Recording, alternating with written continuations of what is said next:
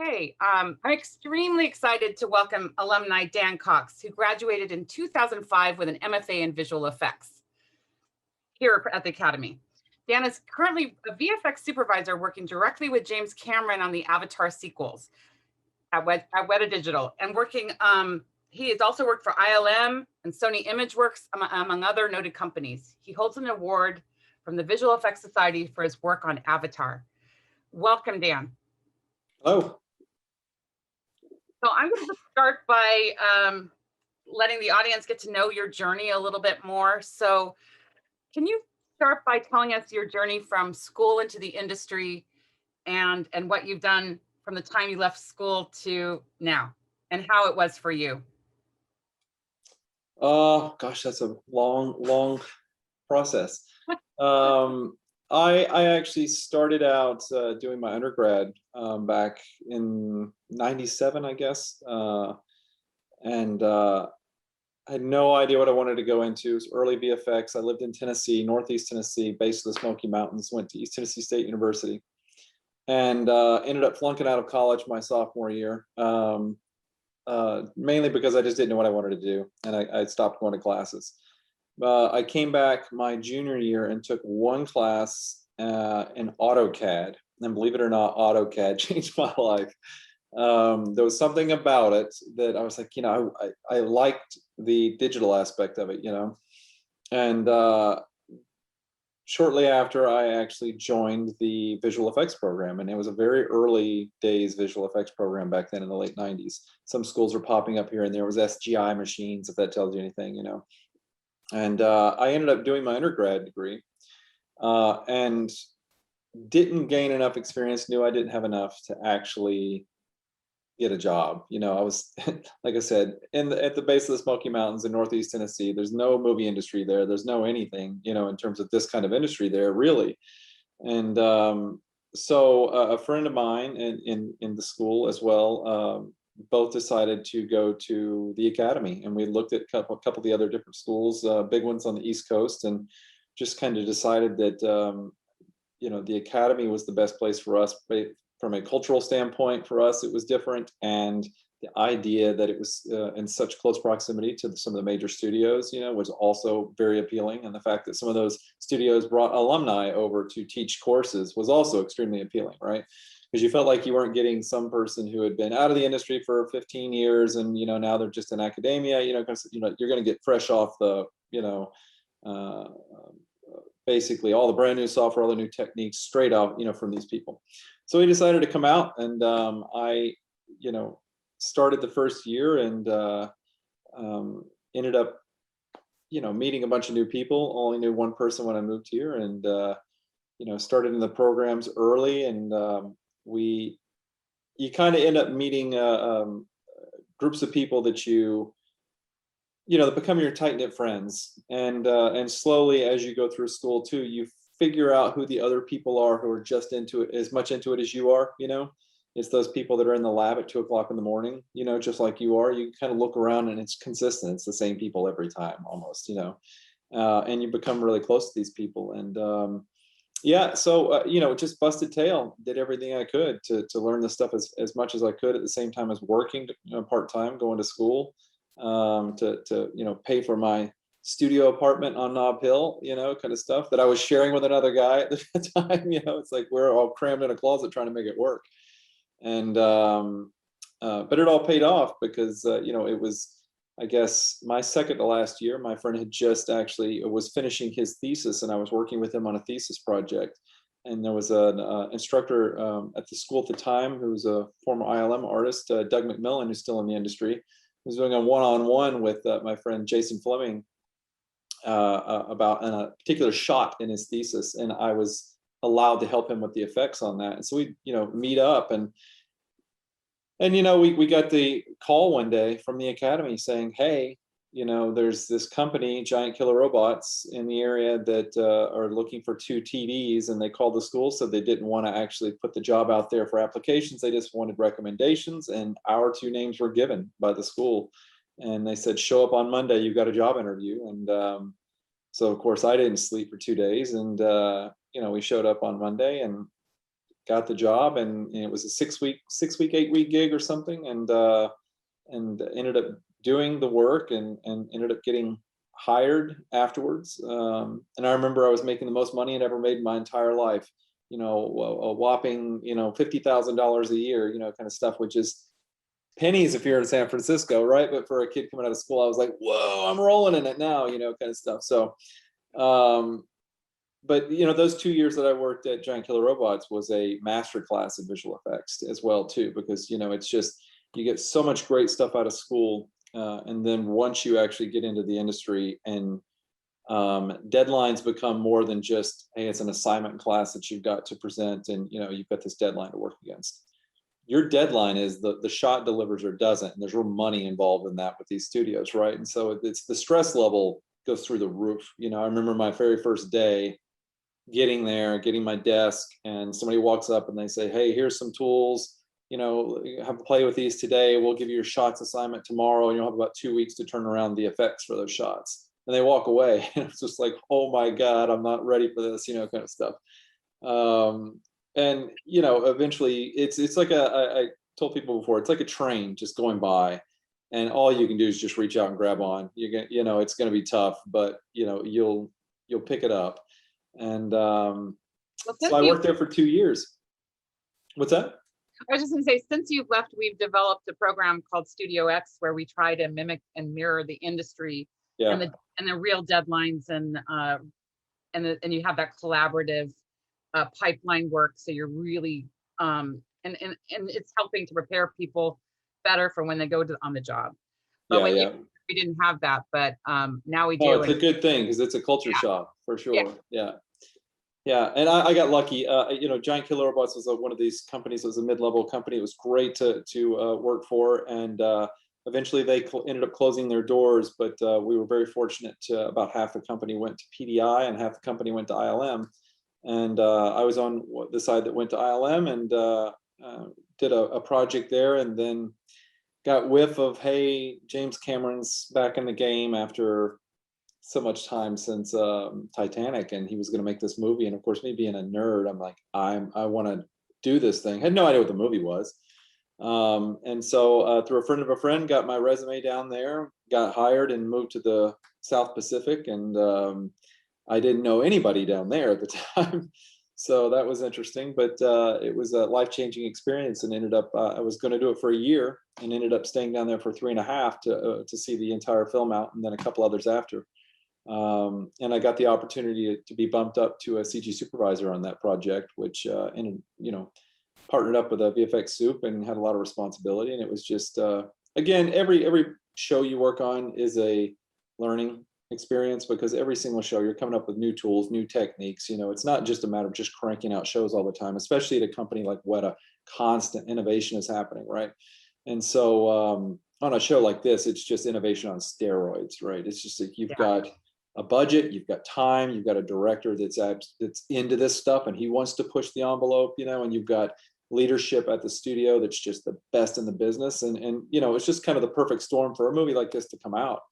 And I ended up staying for about a year after the project ended, and came back to ILM and worked on a show there, bounced back down to help out on Apes in New Zealand, and came back to ILM, all because I was waiting on my wife to finish her degree for business school, and then ended up making LA home. And since I came here, I've worked for Sony. Then I left the industry for a short period to go to the video game side of stuff, where I was working on the cinematics team and supervising there at Blizzard Entertainment for about just shy of 5 years, and got to work on the Warcraft and Starcraft and Diablo and Heroes of the Storm, and eventually got to launch Overwatch. And then I got sucked back in. I guess I'm a glutton for punishment.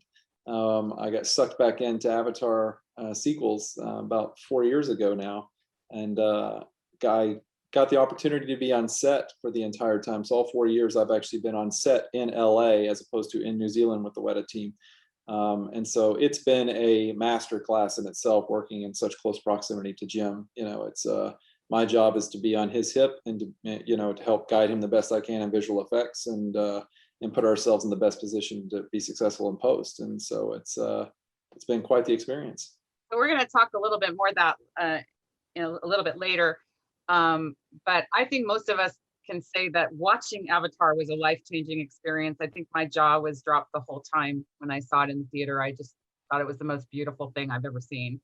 So that means the hours were vindicated. There you go. Yeah. So you kind of mentioned some ways that you've made contacts in the industry, starting from when you're in the labs at school. Yep. And at 1 o'clock, I'm happy to say that we now have a 24-hour R lab, which probably may have like sent you over the edge if you were that hard of a worker. But you know, making contacts even now in school, you know, when you're in school, and then because a lot of people will ask me, how do I get connected to people in the industry? I don't know anybody.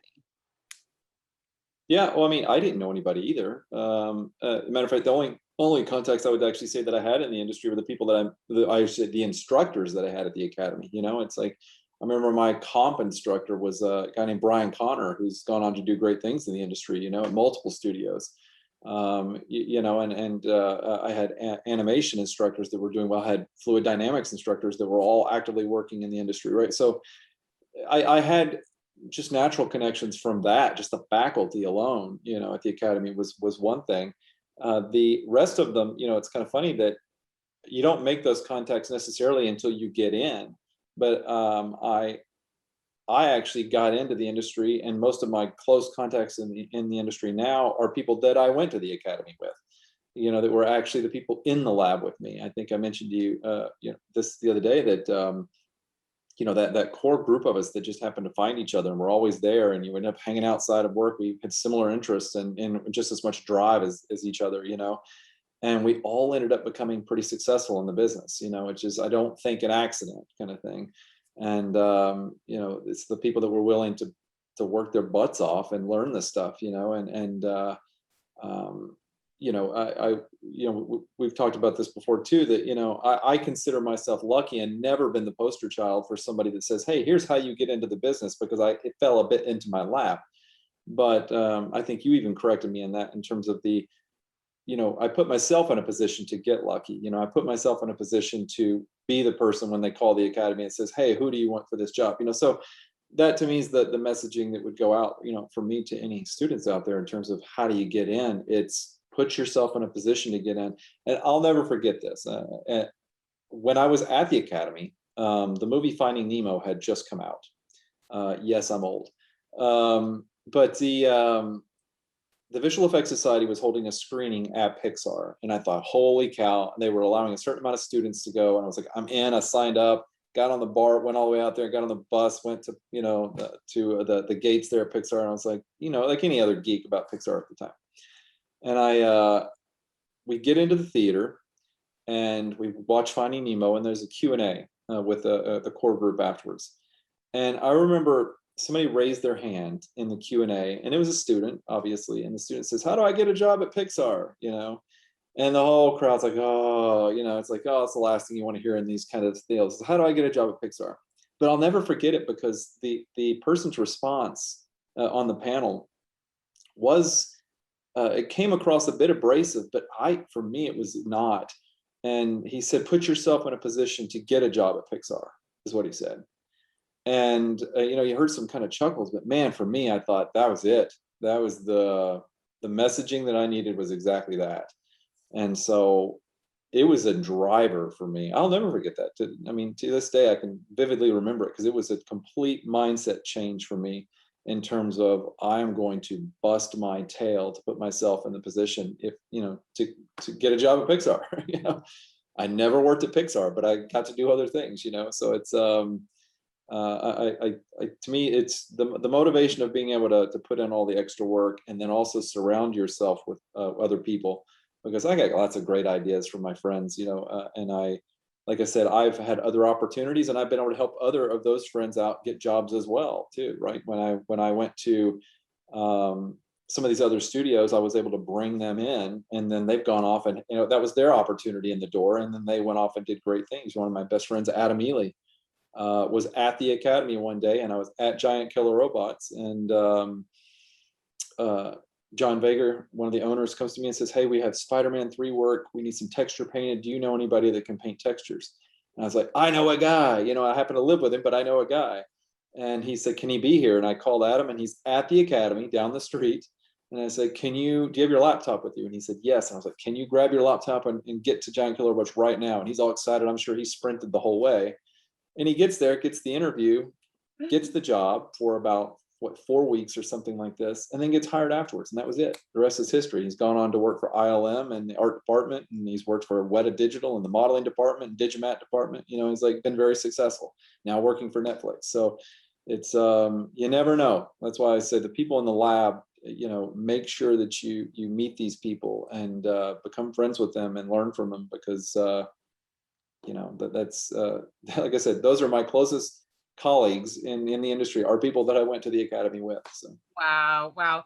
What do you think about being so close to ILM and Pixar and having industry professionals actually teaching the classes? And was that something that do you think helped oh yeah, with connections and stuff? Yeah. well, because if I want to go learn how to pull a key, I can go buy a book, and it's going to sit there and walk me step by step on how to pull a key, right? Sure, that works great in packaged demos, right? And it's like, I can tell you that in no book has ever shown me how to actually pull a key or what's actually involved in pulling a key in comp, right? But having somebody like a Brian Connor, come over, at night, and I remember how many we had like 3 classes canceled that semester, or had to be the times had to be reset because he's on deadlines, and they're delivering Van Helsing at the time they were working on it. He was, I think, comp soup on that or something, or a lead, and so they were having deadlines, and we get the call saying, "Hey, class is going to be postponed till another date," and which to me is just, God. So you're getting comp lessons from somebody that really knows what they're doing, and they're in the trenches. They know exactly all the detailed work that has to go into it, and all the techniques that you're going to learn. And you're just not going to get that out of a book. You're not going to get that out of a webinar kind of stuff or something like that. You got to get in with somebody who can sit there and just help you out with this kind of stuff and walk you through. These are the steps. This is the stuff that I've run into over the last year. Plates are coming in like this now. They're being shot on these cameras, which introduces different problems than back on film. It's on a red, now it's on something else. And so you need constant, up-to-date people in the industry to give you that kind of feedback. And so I thought it was invaluable. Yeah, I always tell my students that it's like you have to basically have this bag that you continue to get your bag of tricks. And every shot is different and has different problems. And the more troubleshooting techniques that you gain over time, they'll help you get through it, which is why sort of working on real shots with a supervisor. Oh, yeah. In school, like we hit those problems, and then they start to collect that bag of tricks before they go into the industry. Hopefully that's the intention. But I'm going to shift gears a little bit. We're going to start talking about the panel work that you're doing, similar to the Mandalorian stagecraft. But first I want to ask you, you've worked in games and you've worked in visual effects, doing feature work, and what I'm curious about is when you started, how those industries were separate, although you worked in cinematics, so maybe there was a little bit of a crossover, and now we're seeing with the real-time engines and the work being done on set that those worlds are starting to become closer and more integrated. So can you speak to that? Like, you being also working in games and working in feature work, like what the differences are and how they've come together more, and what might happen in the future. Yeah, I mean, they're definitely coming together, and in more ways. I mean, the separation I always find is the real-time engine is one thing, and people associate that with video games because that's what video games are in a lot of ways. Video games pre-cache, pre-can a bunch of stuff so you can have an experience, but make no mistake, it's a very controlled experience you're having, right? Right. And with the film moving into a lot of real-time engine stuff, it's we're in a situation where it's new. It's very much, in its infancy. And so there are industry standards that aren't there. There are, again, I think we've talked about this before. It reminds me some of the way of VR was about 8 years ago, where it was like this new hot thing, but nobody can figure out what to do with it, right? And nobody. There's some very few applications you're like, hey, this really makes sense, and some that are just like cool, but that's it. They're cool.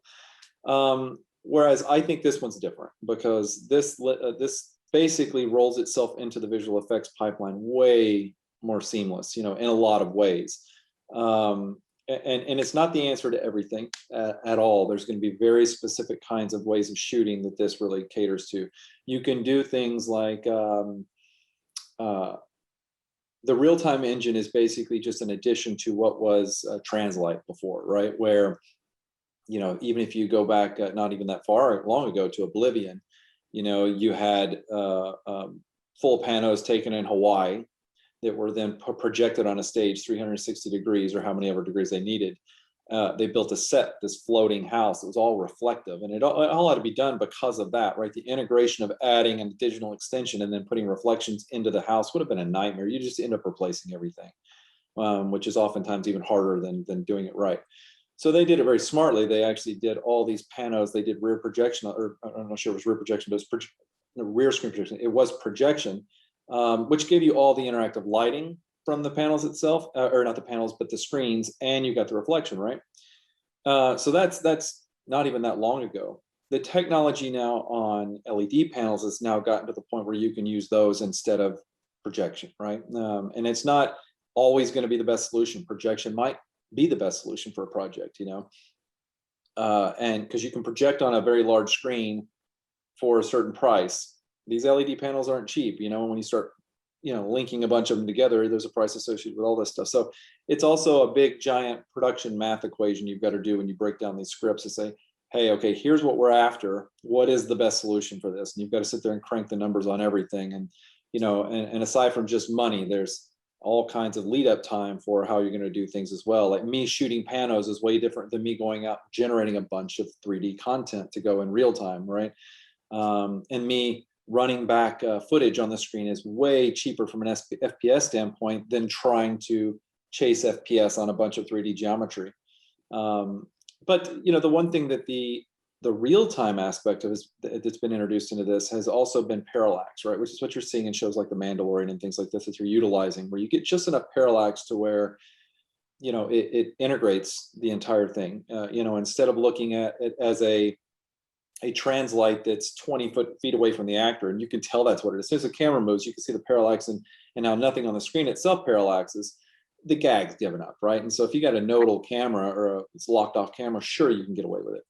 But what all these productions want to do is move the camera. They want to be slightly more dynamic with it, and you want to get the lighting from it, which is the big thing as well, too, right? So you get full integration across everything. It's not perfect. A lot of it is going to end up being replaced in the end. There's lots of shows and lots of movies out there shooting stuff now that go into it with all the best intentions, but production is production. Things happen, and things end up getting replaced, right? So that's why I say it's still a bit in its infancy in terms of really nailing down all the processes that set us up for success on these shoots. But it has changed things. I mean, I'm about to wrap on a project now where we've been using this technique to do a city extension in the thing outside of a window, and it works beautifully. It's at night especially, you can see into the apartments of a building, and as the camera moves, you can see the parallax in it, and that little bit adds so much, and it also means that I can have the screen 15 feet away when actually that building facade is supposed to be 60 feet away, and it handles, when we're tracking the camera on set, it handles the parallax for us. And so it sells the depth as well, too. So you get proper movement on the background, which you would not get on a translite straight up as well. So what about the lens? Just to get a little bit deeper in it, I've noticed,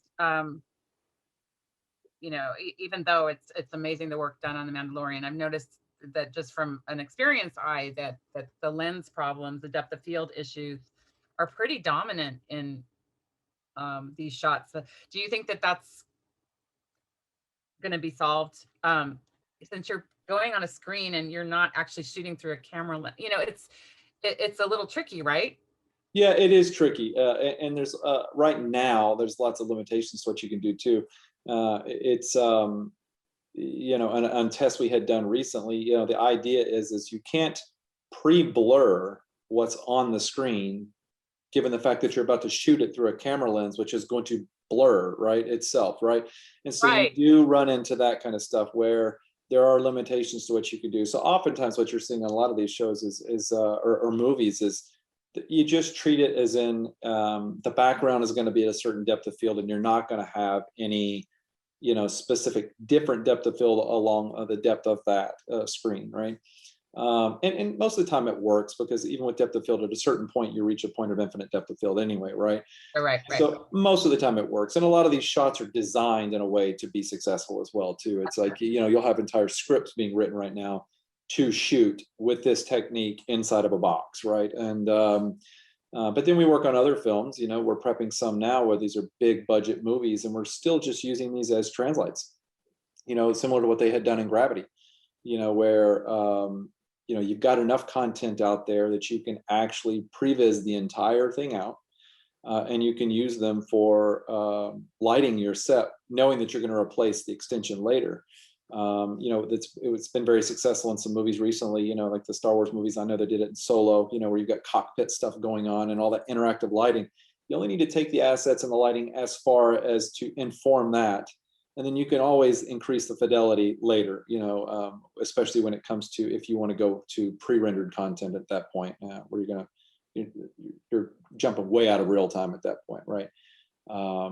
So the engines right now, obviously it's hardware, and a lot of people are using different softwares, whether it be Unity, Unreal, or whatever. There's more out there, and everybody's chasing hard drives, or not hard drives, but but graphics cards, to try and speed up processing, get as much as you can.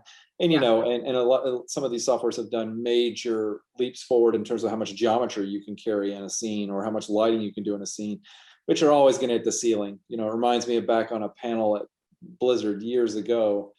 Somebody had asked in a QA about the render farm. They're like, "Oh, the render farm that size, don't you feel like you guys can do anything?" And I said, "No. Every studio I've ever worked at, it doesn't matter what the render farm is. You always peg it out, and you always need more, kind of thing." So Right. it's the same way with the Unreal or any of these softwares right now. It's like you can take it as far as you can take it.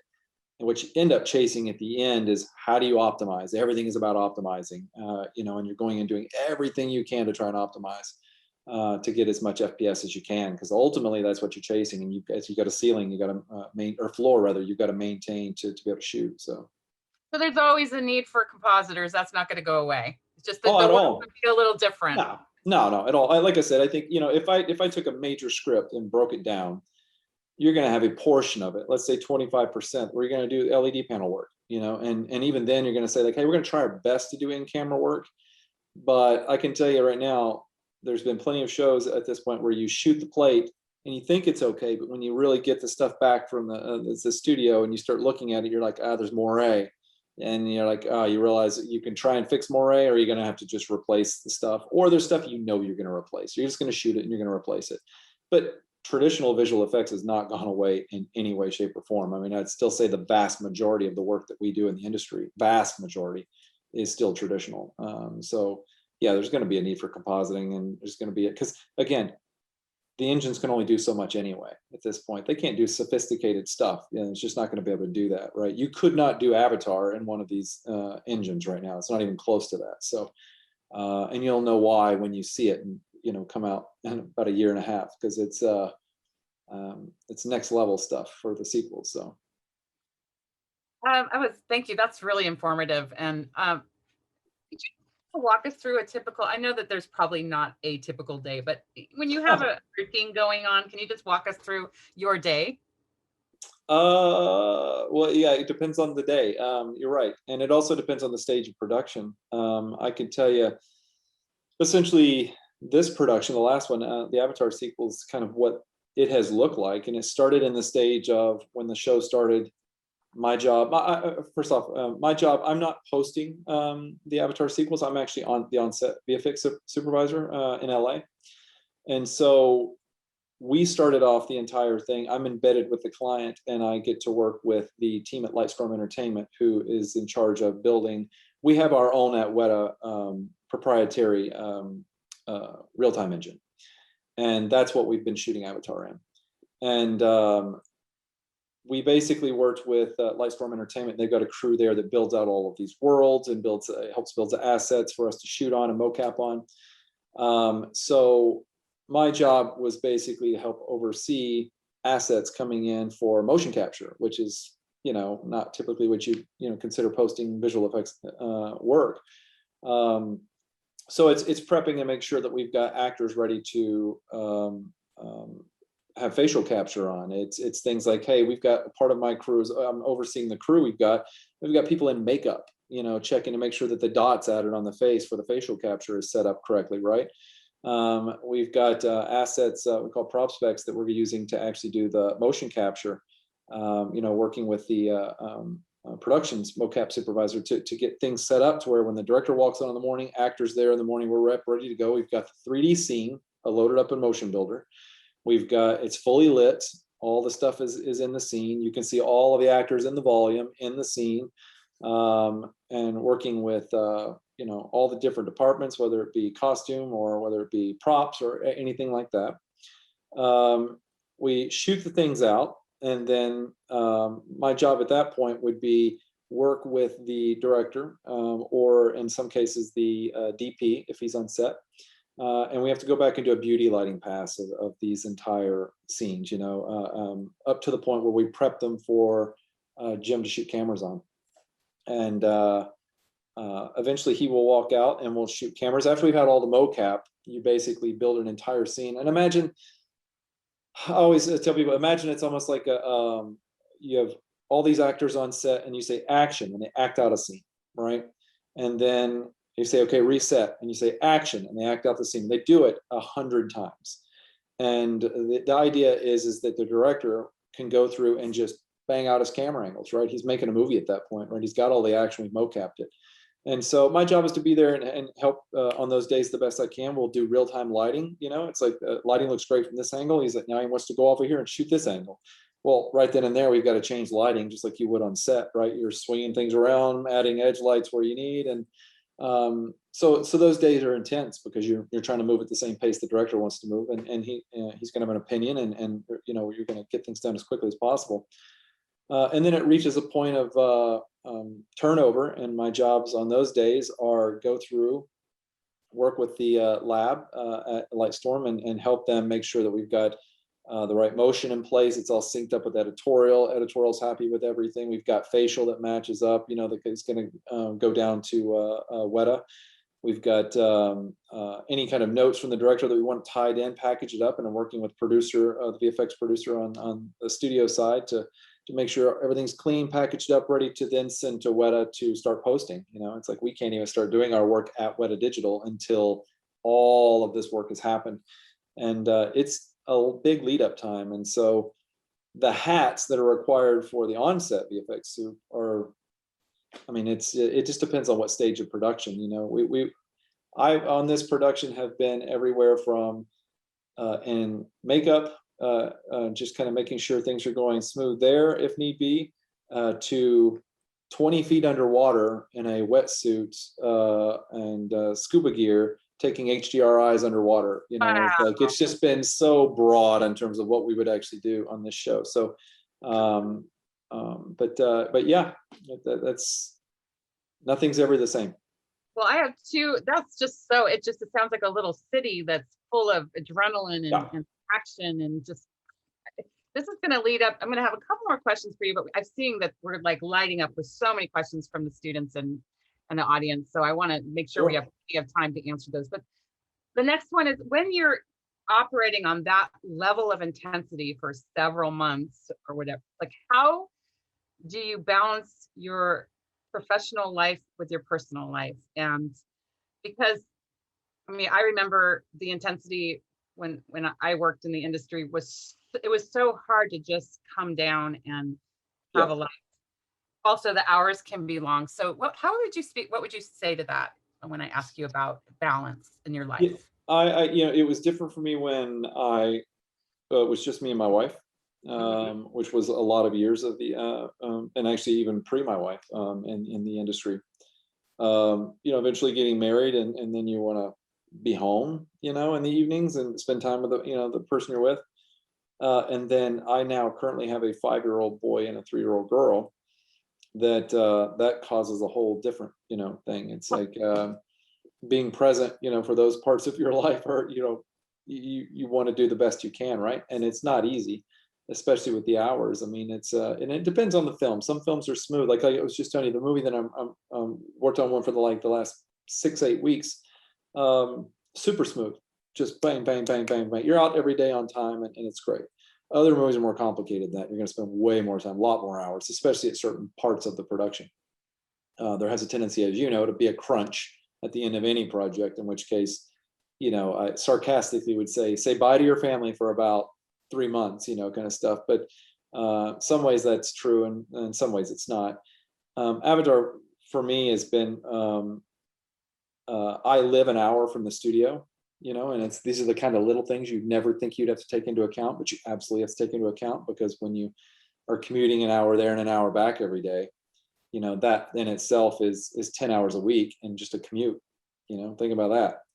And then you've got all the hours associated with being on set. You got call times in the morning. You got to be there early, because the VFX crew has a tendency to be one of the first people on set to make sure things are set up right, and you've got to run it till it's all done. So you're one to blast out the door too, right? So the hours can be long, and sometimes it's a difficult balance, or a balance, but with the family. For me, and this is probably going to be awful advice, I would just say that luckily I have a partner that's she's very understanding, and I have to say helpful, and understands the career, and the hours are long. That's just the bottom line for some of these shows. That not all. Again, I wouldn't want to speak for the entire studio. And actually, it also depends on the company. When I was in the film industry, they were longer than when I was in the game industry. When I worked for Blizzard, the hours were way more consistent. Kind of stuff. The idea of knowing that I was like, I have Saturday and Sunday available every weekend. I'm not sure how to plan around that. Because for years I was like, man, I'm probably working on Saturday because I've got deadlines. Kind of thing. But companies like Weta now, the company that I worked for in 2007, back when I started on the first Avatars in New Zealand, I worked tons of hours, just tons of hours on that show. The company's different now. They've made a major transition, and I think there's lots of reasons behind that. One of which being, people have families, and a lot of these people that stay at these companies a long time grow within the company, and they build families, and they don't want to work these crazy hours anymore. So I think as an industry, the whole industry's had to face it, over like the past decade, and make changes. And Weta is definitely one of those. It's hours are way down for most people at Weta, and and that's a good thing. The balance to me is, if I work some of these crazy weeks, you find that the work starts to drop. You're not thinking clearly, and it's just.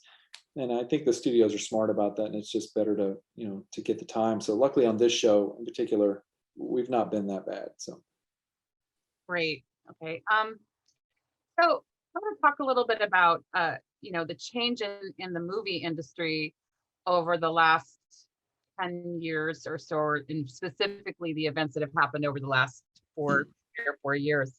Yeah. And the need for more inclusion in our industry. Yeah.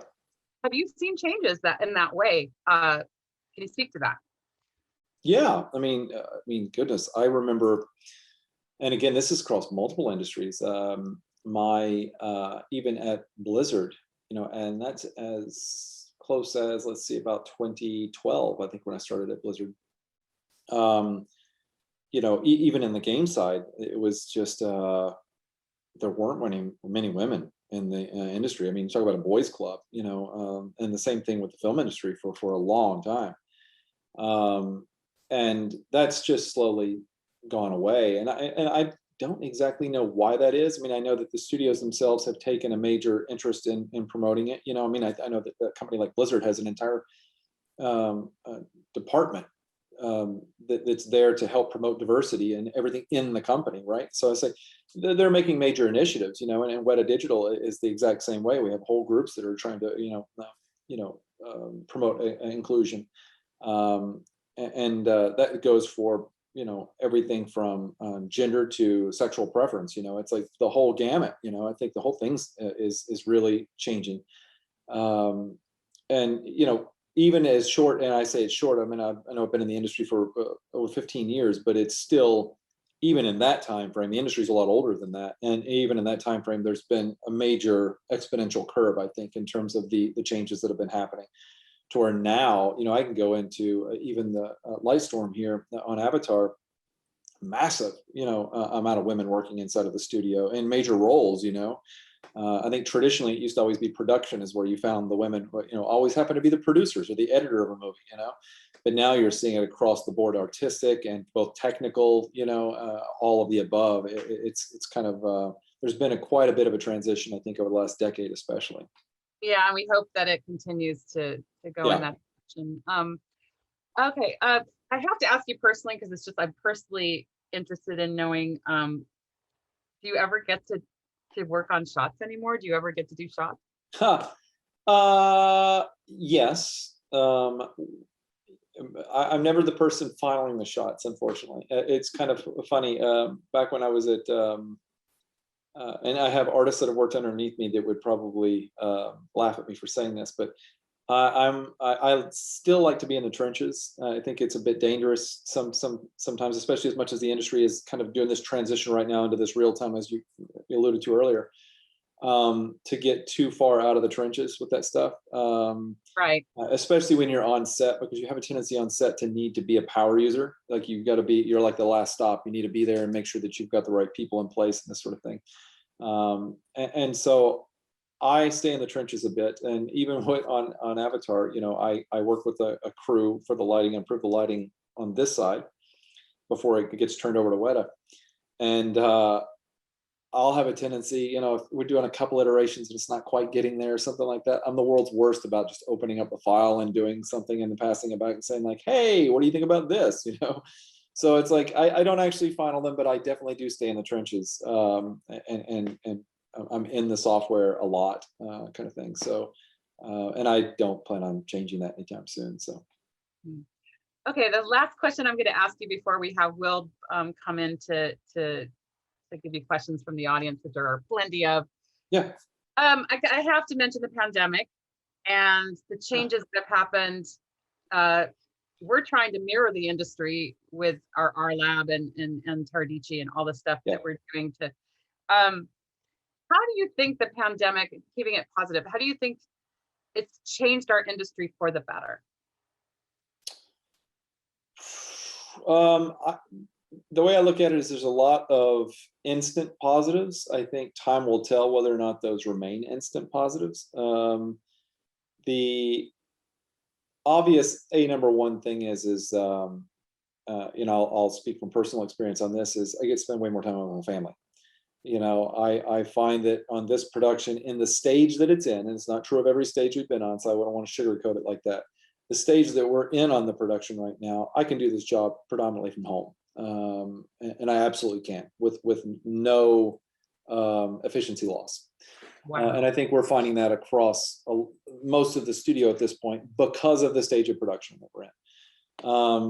It's also allowed us to hire remote, that we used to not be able necessarily to do, or that it was kind of frowned upon, I guess. Which right now, access to more talent in different areas. Absolutely. And again, I don't want to sugarcoat it too much, because I think there's some long-term variables that need to be looked at, in terms of this, because there are certain things about, one of the things I love about Weta, for instance, is the culture, and the relationships, that I got to build while, there. And the same thing goes for the production that, that I'm on now, even being embedded in the client, you become very, good friends with people, right? And I saw a thing online recently talking about this that I actually agreed with, and I was like, a lot of people forget about the fact that most of us were thrown into this having already had those relationships in place, right? Like we already worked with these people, we already knew them, we already knew about their families, we knew about certain things are closer to some than others. And a lot of that relationship comes between meetings. It's the after the meeting's wrapped, the sitting there chatting. It's in the hallway on the way. It's at craft services. You stop by to fill up your coffee on the way to the week. It's things like this that you build a culture, and a lot of trust around other people. And then, we've had people where we've tried to bring them on since the pandemic remotely.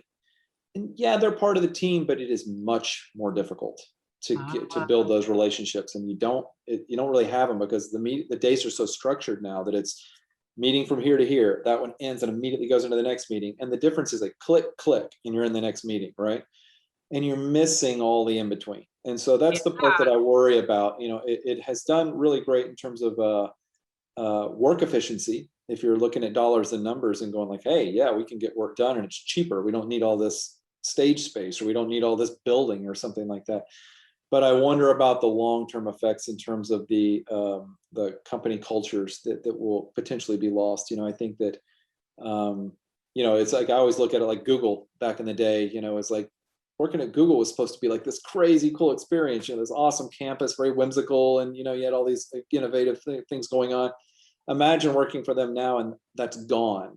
I know, right? Like, what would that experience be like? And it's I don't know if I don't want to talk about anything about Google. I know nothing about Google, but I'm just using that as an analogy of that cultural thing. It's the same with every company. And they're all going to struggle to figure out, like, how do you keep that culture and yet still work remotely, and everybody's just from meeting to meeting to meeting to meeting, right? Without scheduling sometimes of like literally saying, hey, let's have Zoom over or lunch over Zoom as a team. It might be kind of weird the first time to sit there and eat on screen, but you could get used to it. And I used to have a friend, or I still have a friend. I used to live with a guy, Adam Ely, the guy I was telling you about that I went to school with years ago. Mm-hmm. We're still very close friends. I remember in New Zealand walking into his room one day, having a whole conversation with him about something. And then his computer spoke to me. And I was like, what the heck? And I turned around and he's been on a Skype call with his buddy from Tennessee for hours and hours and hours. And they're sitting there just drawing. And they had just been on there because they used to live together. And they're so used to just being able to just chat back and forth. And they would be silent for an hour and not say anything. And then one of them would just be like, hey, something, so, and that was totally normal to them. And I feel like those kinds of things need to be moved into this whole virtual aspect of stuff, that, you could have an open session or something like that would allow people to just small talk and collaborate as they're working, and you bring up such an important point about downtime, even if it's a minute or two, and also just not being able to look at someone in the eye and connect, it's well, you're right. Actually, in this same thing I saw, the guy was talking about blue sky meetings, this basically we're trying to go and throw in ideas around, that those are virtually impossible when you over Zoom, because interrupting, he points out that interrupting over a Zoom call is almost disrespectful, right? It's just it's rude, kind of thing. Whereas when you're in these rooms and you're talking over each other, it's totally fine. It's part of the process, right? And it's like you can have a couple conversations going on at a time, and it's all part of the process.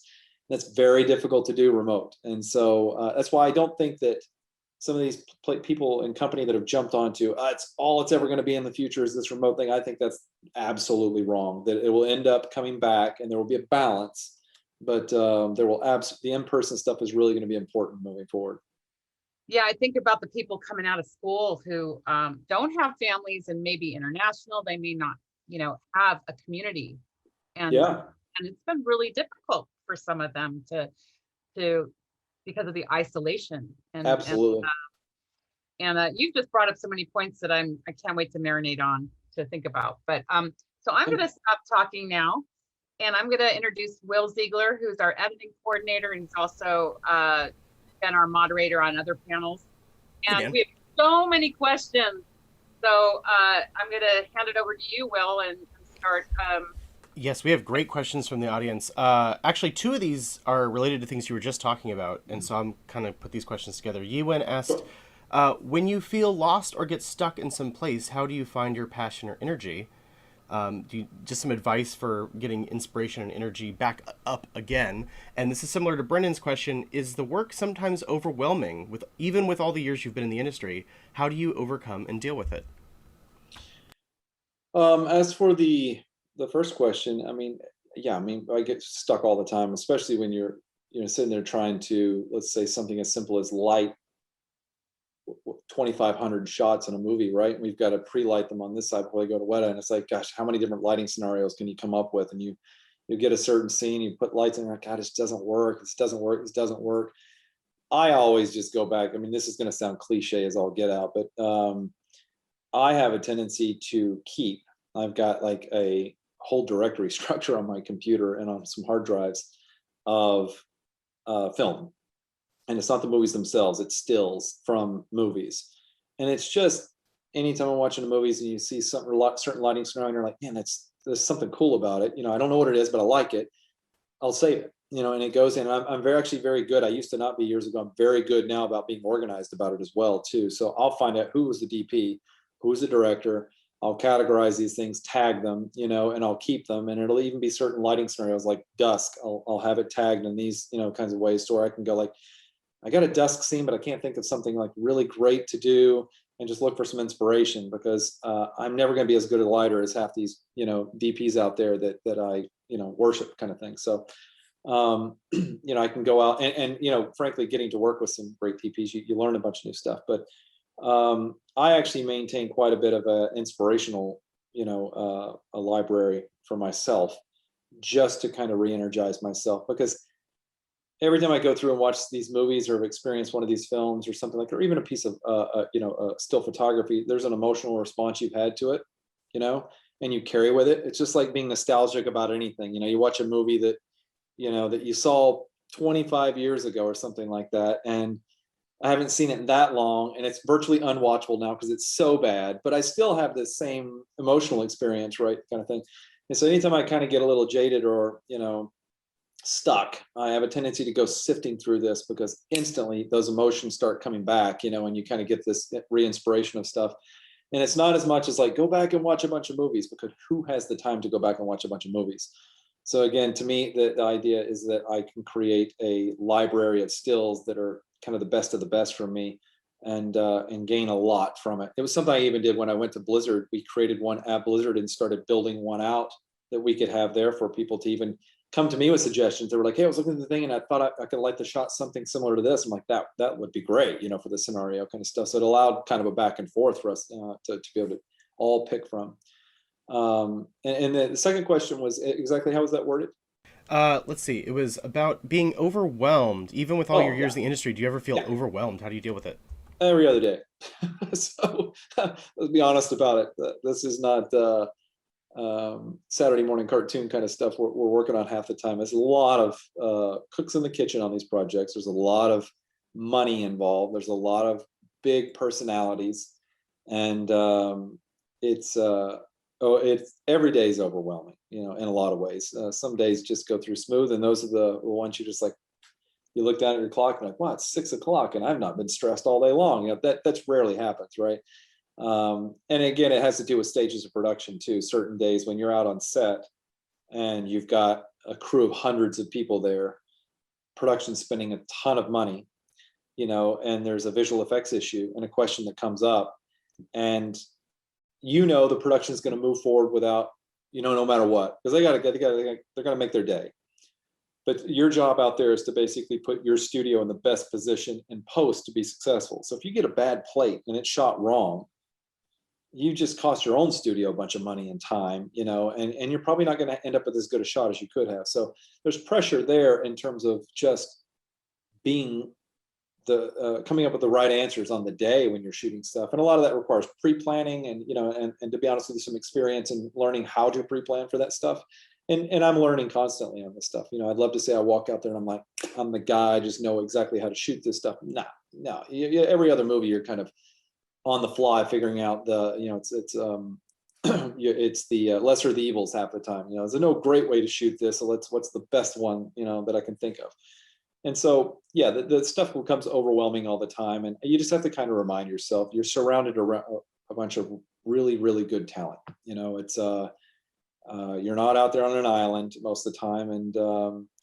And I will constantly make phone calls, or even I'll call, Joe Lettieri back at Weta Digital and say, hey, we're shooting this. What do you think? Kind of stuff. It's like, you've got these exceptional people around you and use them, kind of stuff. Nothing's better than getting your stress down than getting a second opinion by people you really trust, right? So it's I remember that being that way in school in the lab at 2 a.m. and I'm like stressed the daylights out about something, and that core group of people, we have all 8 of us crowded around my monitor looking at something and getting opinions from everybody, kind of stuff. And that's good. That's not bad. That's great. Even if I was flat wrong and I'm like, God, I got to start over, you're going to get a better product that way. So, so that process doesn't change.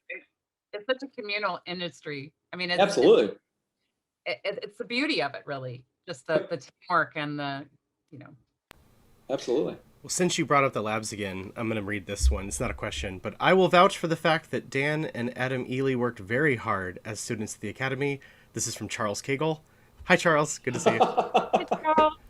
Hey, Charles. Hey, Charles. There's a few questions that are similar, but they kind of want to know if it's different working on shots for the game industry as the film industry. Someone broke it down like TV versus movie or animation, but you've worked in all these different pipelines for animation, for games, for movies. How different are they, or are they that different? They used to be more different than they are today. I think both from a financial standpoint, it's to the studio's benefit to try and make the pipelines as similar as possible. That way you can seamlessly jump between, film and television. And television itself, the fidelity of what goes into television, the expectation today, especially from some of these bigger budget productions like, your Game of Thrones that went through for a decade, they raise the bar so high. Now you got Mandalorian going through, or you've got film quality effects going through a television, an episodic series. Now that's a good thing for us, from my perspective, for those in the visual effects industry. That's great, because that one means that the studios are taking effects seriously, right? They're not just like, hey, here's your nothing budget, now make something cool. No, they understand that these effects can really sell a TV show, and that they're important to the narrative, and the story trying to be told. And so I think that stuff is starting to kind of come together in terms of those pipelines. They're always going to be a little different. Budgets have a tendency to still be slightly different depending on what you're working on. And timelines are also the thing. Episodic work generally doesn't have as much time as film. But they're definitely getting closer. And so I don't think it's as big a gap as it used to be. And that includes time, money, and tools. Most of the tools that we're using, I mean, we're working on special projects tools at Weta in Unreal, using hair systems that we've developed for the Apes movies, kind of stuff. And so it's all starting to kind of slowly come together. And of course, over like the next 10 years, I imagine it's going to really, really come together as the real-time engines can handle more and more. So what about games? Do you feel like, here's some work of yours, cinematics for games? I mean, this is not different or too dissimilar from what we see in film nowadays?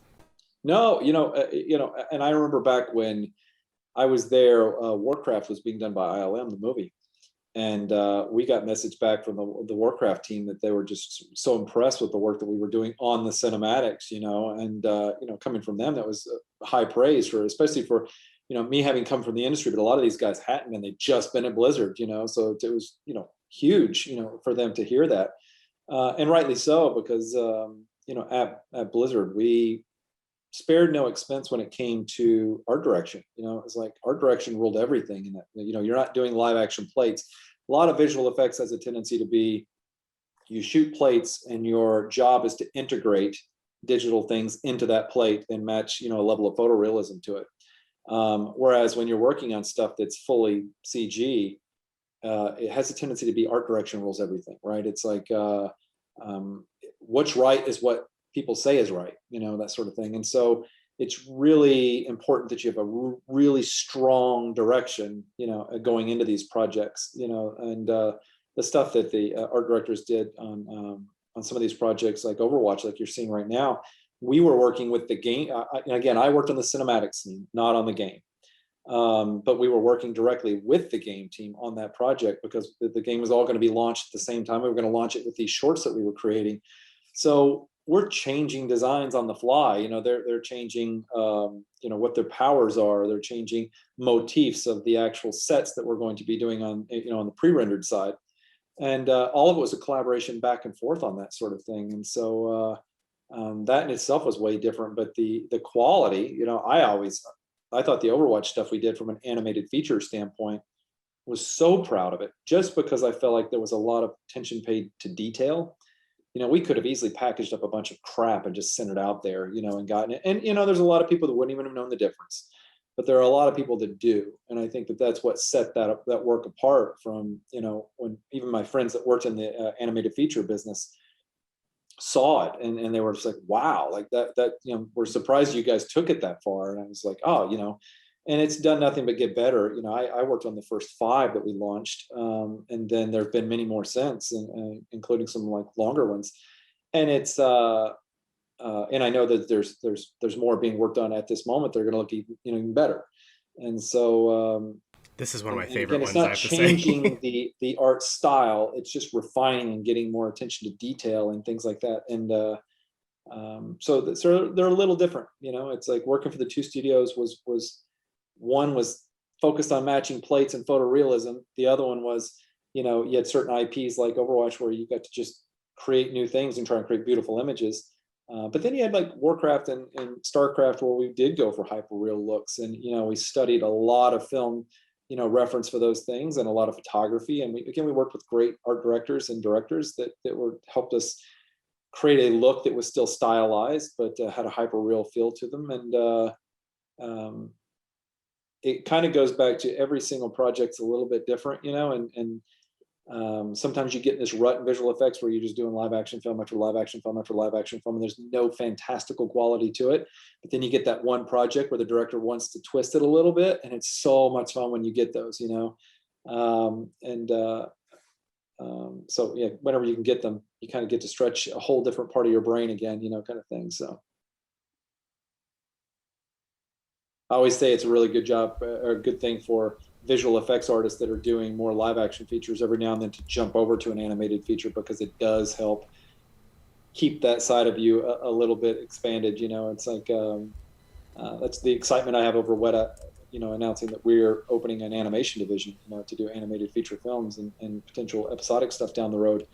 Is that you'll have some artists that will be able to do live action and then jump over, and work on the animated side for a show, just to kind of have a change of pace, and then kind of go back, and get to learn tools and pipelines associated with each, which are quite different, So Will Weta be hiring artists in LA, or are most of their artists in New Zealand? I don't know. I think that's yet to be determined. We've got people in house recently. The studio's growing quite a bit, expanding and setting itself up as best we can for success with this. And I think definitely the idea of hiring outside of New Zealand, and remote people is absolutely probably something planned. Don't quote me on it. We haven't talked about it that far. Right now we're in the early stages of things, but the prospect is definitely exciting.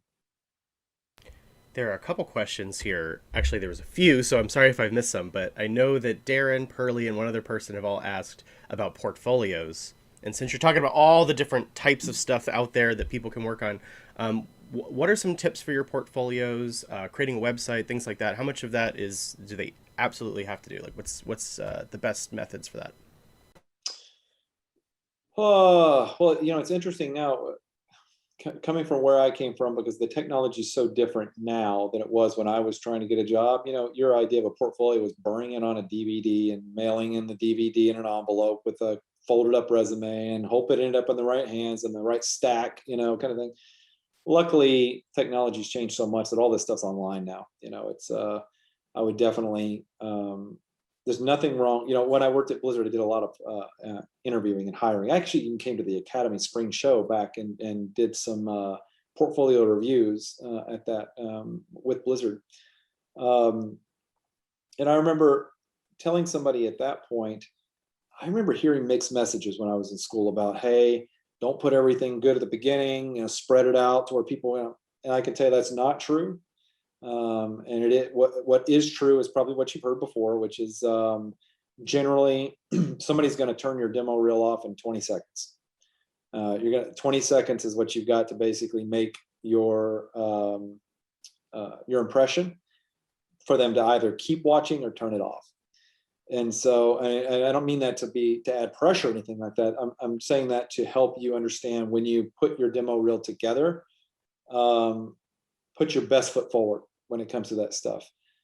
Everybody's been in school and everybody knows some projects are going to be better than others. Some you have more time than others. And, frankly, there's a learning curve you go through in school. You may have some filler you've added in there because you're like, I'm too short. I need to add something else. I'm going to put this project that's questionable on there. It's like that happens. Nobody's going to judge you for that stuff. I think everybody's going to judge you on your best work, frankly. And at least that's the way I looked at it. And we'd be in a portfolio review at one of these companies and say, okay, we're going to have like 20 reels to look at today, because there's a whole group of people that go through and filter out the reels that I'm going to look at, right? I don't look at all 300 that arrived. There's somebody going through looking at them. They're saying, hey, here are the 20 best that we feel. You look at that for the 3 slots you're hiring, right? And and it's the same thing. You're going to have 45 minutes to look at this stuff, so you can't sit there and watch a 3-minute long demo reel for every single person. It's just not going to happen. But what you can pretty much tell in watching these demo reels very quickly is, do they get it? Was there some level of detail that was in the work that you're like, if I give that person enough time and resources and they can give me that kind of, attention to, detail, that's what I want to hire, and to me, that was always quality over quantity was always the thing for me. I'd rather look at a demo reel that's 30-second long than look at one at 3 minutes long if it had good stuff, So I would say from my perspective, it would be front load your demo reel. Show your best foot forward to get it out there, because what you don't want to be is say like, hey, I held on to that one thing that was really good and they turned it off before they ever got there, right? And I hate to be cynical, because I know how hard you guys work on stuff, because I did the same thing. But it is true what they tell you. It does get turned off, kind of stuff. In terms of websites and stuff like that, that's a bit new to me. I never really went to anybody's website to look at anything unless that was the link that they gave us to look at their demo reel. Most of them had to be a tendency to be the same. They were on one of these standard sites like SmugMug or Vimeo or something like that. It was just a link with a password, kind of stuff. So it didn't require a custom website. So I wouldn't stress so much on the custom website thing if that's what people are thinking. Not unless you have a lot of other content that you want to show other than, a reel. Like if you've got artwork or stills, other sites, some sites are set up to do both. But I wouldn't go out and try and build your own website. You're not going to impress anybody, I don't think, by building your own website. It's the content that's on the website that people are after, right? So save yourself some time and effort with that, and go off and use one of these more packaged, websites, and create an account, put your stuff on there. We know them. I know these websites. I know how to navigate them, and I know how to look for stuff, and just make sure you've got clear links to stuff. Resume, understandably, you're going to have a very limited resume. So I wouldn't worry too much about the resume either. If I'm hiring from somebody that's out of school, I know what to look for and I know what not to look for. To me, a lot of it's references. So I would include references on your stuff, because I might recognize, this kind of goes back to what Catherine was talking about earlier when it comes to networking. There are plenty of names that you put Charles Kegel on there, and I'm going to be like, I know Charles. Like I could reach out to Charles and he's going to tell me about this person and whether or not they're really, the right person for this role. Right. And I can trust what that guy's saying. And so it's that kind of thing. I would definitely use the references from your school as well too. Don't leave that stuff out, because it can be the difference. It's these little things can be the difference about getting a job or not. It's like, be like, hey, I took this animation class, or I took a comp class from Brian Connor. I'm like, I know Brian. I took comp from Brian. I'm going to call Brian and ask what they think. So don't hesitate to do that kind of stuff. Just be sure you ask before you put someone down as a reference. I've had students do that. It's an etiquette thing. Yeah, it's an etiquette thing. Here's a really specific one, more close to what you're doing, what you do now. But Kevin wants to know what suggestions you have, the best way to go about getting on set, being on set VFX. I think he wants to be an on-set supervisor someday. So maybe start as a set PA or production crew. That's part of his question. It's an interesting one. There's a few different routes. Most people, well, I guess it depends. If you want to go into visual effects supervision, I'd say that there used to be a more traditional route of that. And you kind of need to be an in-house VFX supervisor before you get to that point.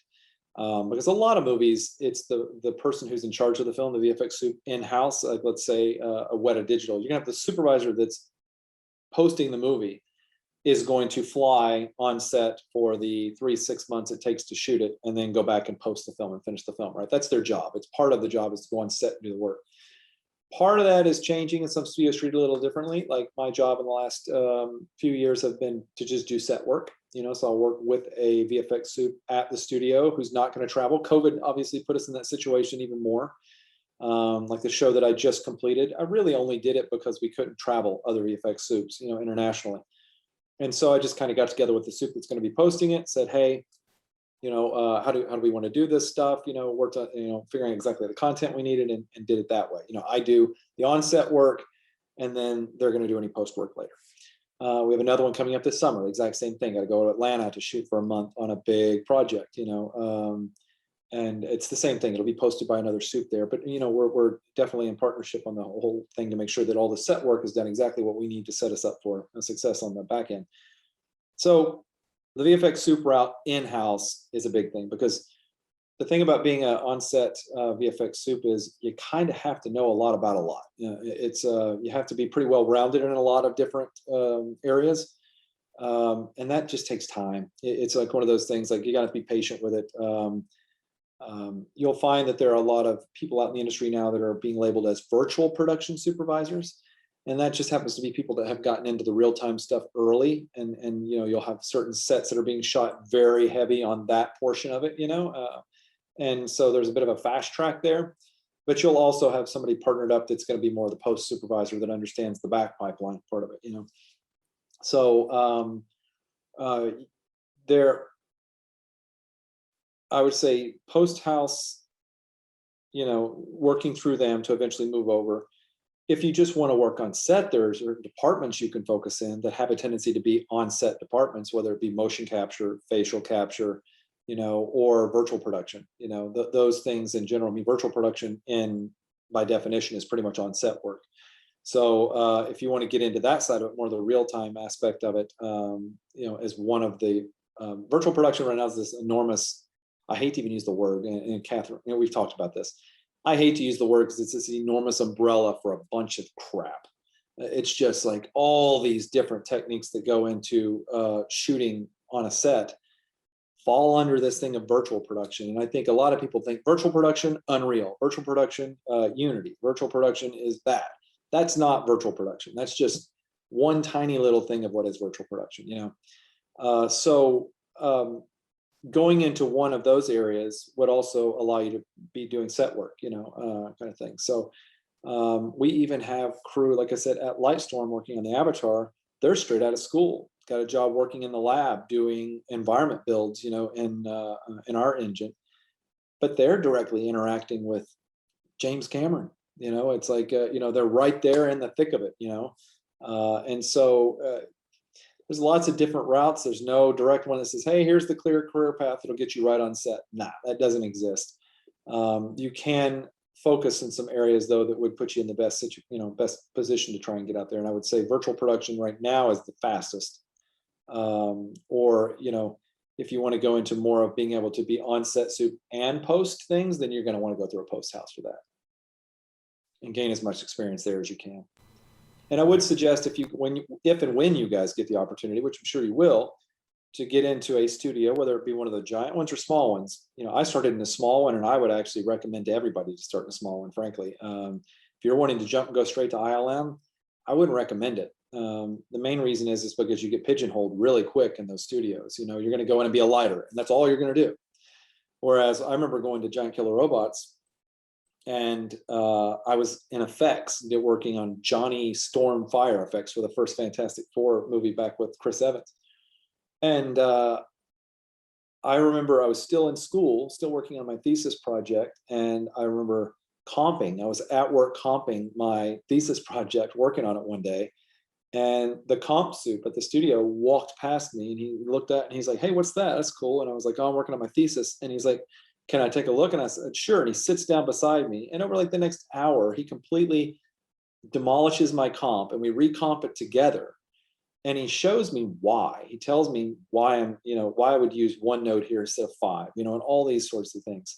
And it was just this, again, master class in compositing that I got in an hour from the comp soup at the studio. A guy named Jason Porter, I'll give him a shout out. It was, I didn't have to do that.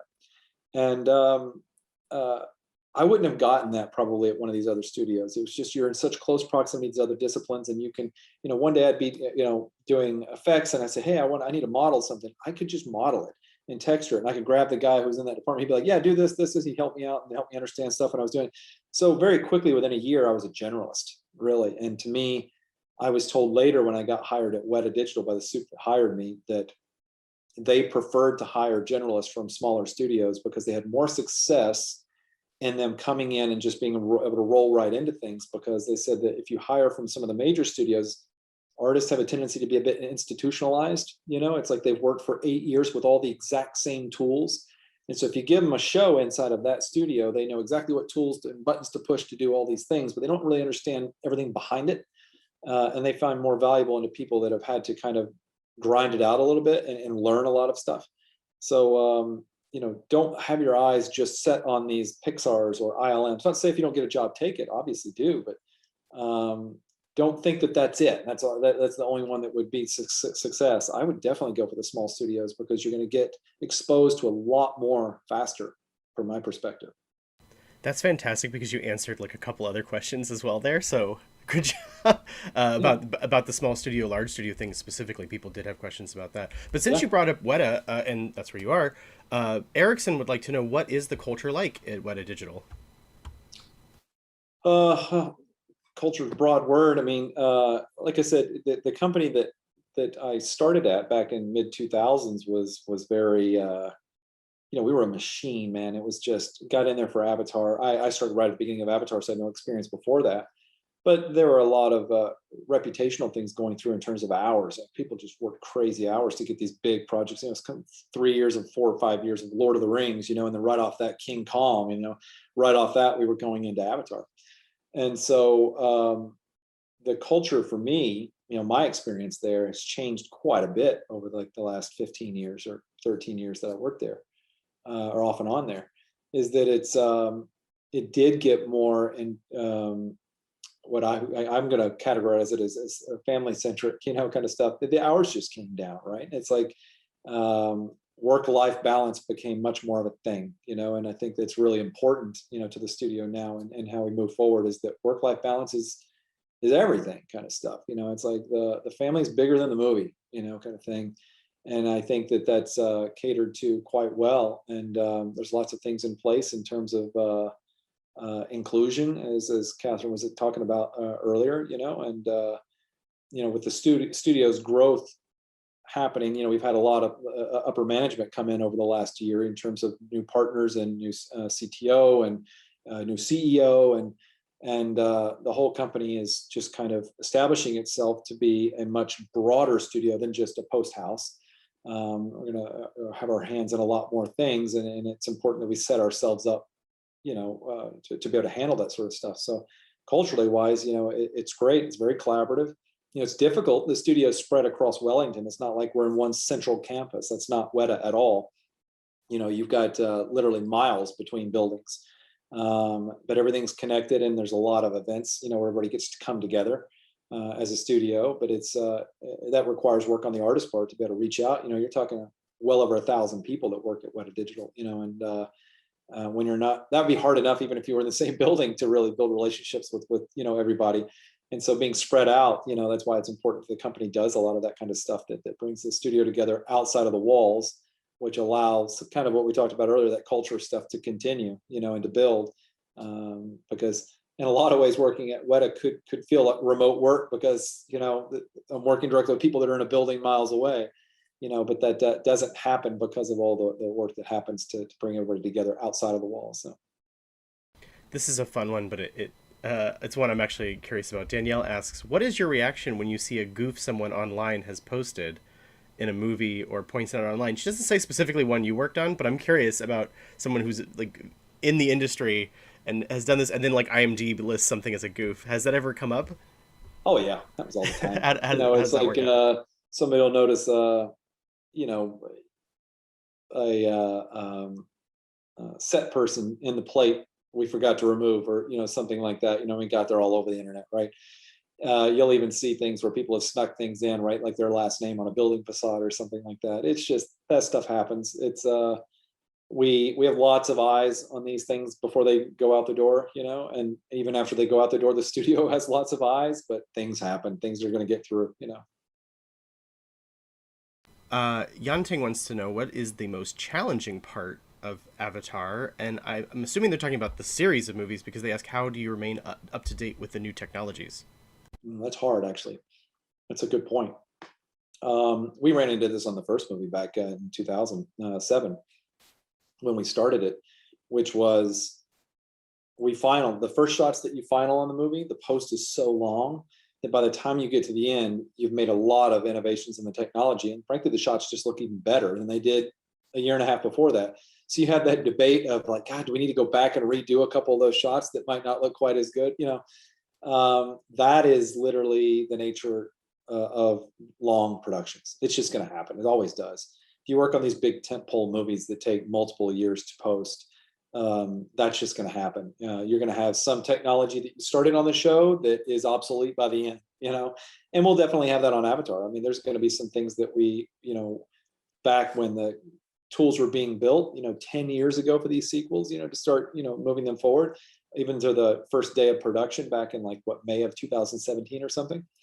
You look at it and the movie's not coming out until December of 2022, right? It's a long time. There's a lot of innovation and stuff that happens in between there. And so that's just going to happen as well, too. You will have some technology that was state of the art at the time that everybody's using by the time the movie comes out, and it's very uninteresting EPK, or behind the scenes footage. But then you've got other stuff that's just such a far leap ahead that nobody's still got. And that's the real fun stuff that you kind of get to show off at the end and be like, yeah, we've had this for 4 years and none of the rest of you still have it. So it's and we do have that stuff going on.